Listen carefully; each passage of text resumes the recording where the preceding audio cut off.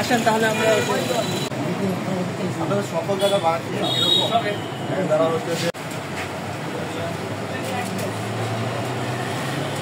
আমরা হচ্ছে যে আপনি একটু চারটা সঠিকভাবে সুন্দরভাবে বড় করে যাতে করে না না না বাড়ছে না না না না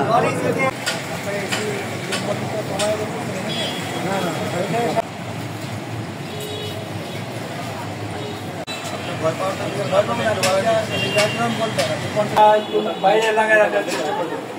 ঠিক আছে এটা